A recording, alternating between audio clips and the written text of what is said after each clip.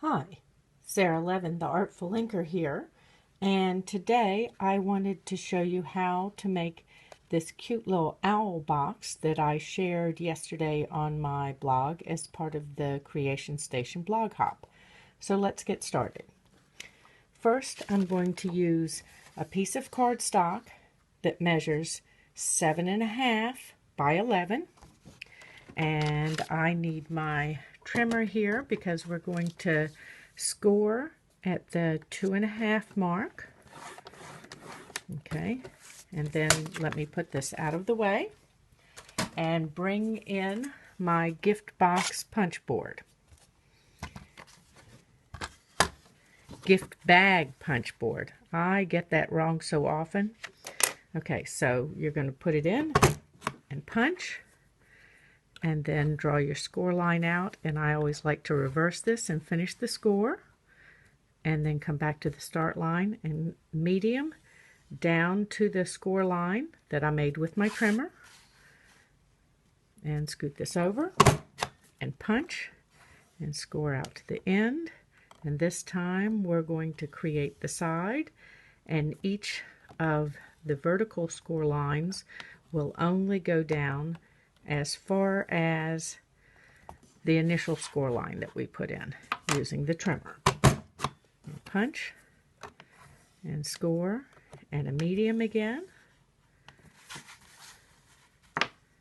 and punch and score, and around the triangle for the gusset, and then one more punch.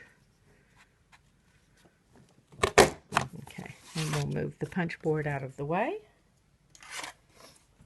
and let me grab my scissors here. While we're at it, I'm just going to trim off this little piece at an angle, and then let me grab my ruler and we'll create the beak.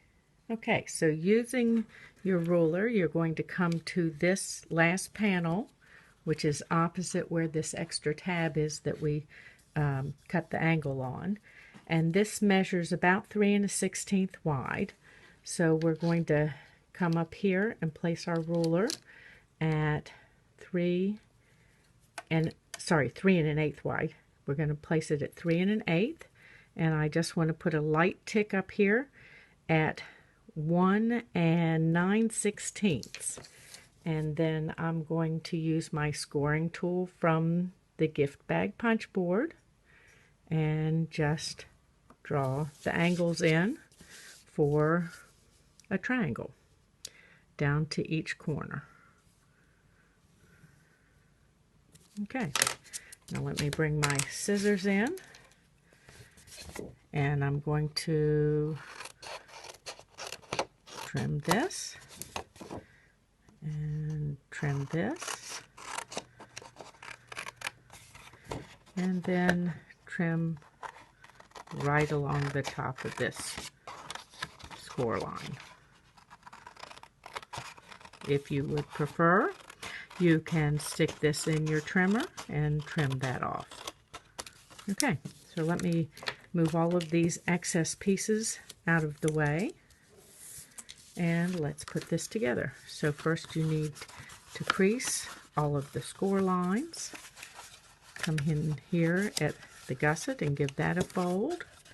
Same thing over here. Oops, there we go. And this, okay. So I like tear and tape for my adhesive.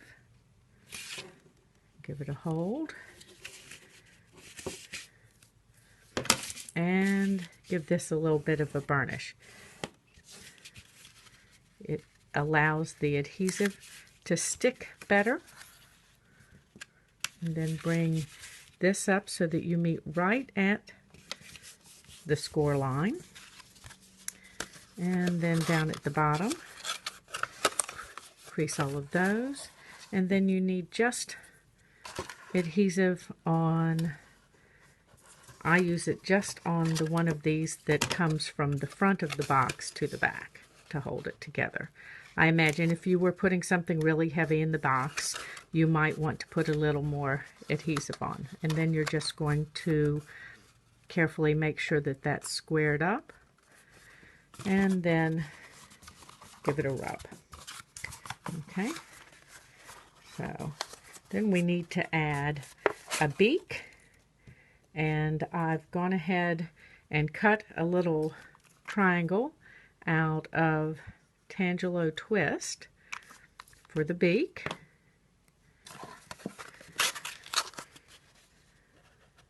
Oops, and I'm being messy with my adhesive here. Okay, and then we need some wings, and I have used the Vintage Leaves stamp set for my wings, feathers, and this is the Vintage Leaf stamp set, and this is the leaf that I prefer for the feathers. So I have stamped these on Whisper White with Rich Razzleberry, and just going to add some adhesive and start down here at the bottom.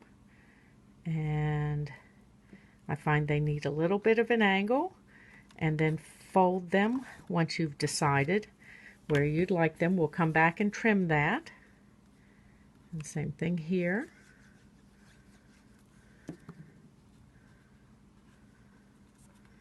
So I'm going to finish this up and then come back to the next bit. So hang tight. Okay, so I have all of my leaves or feathers on, and now I just need to finish trimming the excess off the side, and that's easy to do where I've folded them over.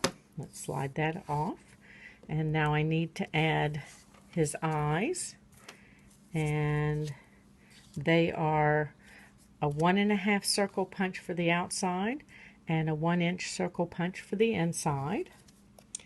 Let's find my adhesive here.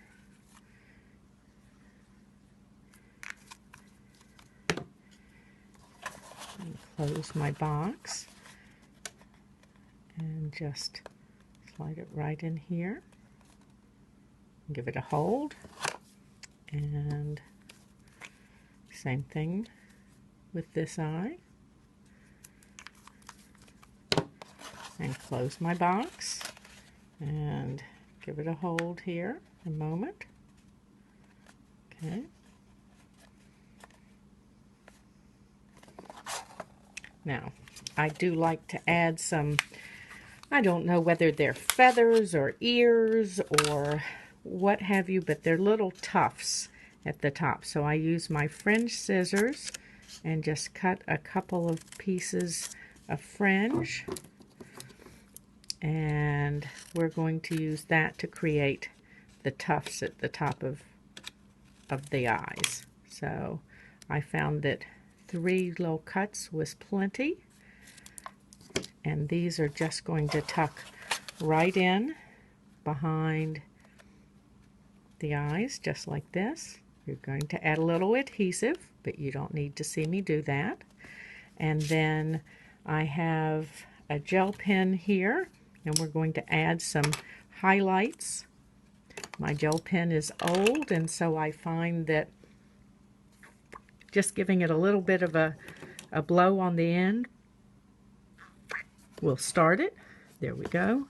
So I need some highlights here, and I draw kind of a stylized triangle for my highlight.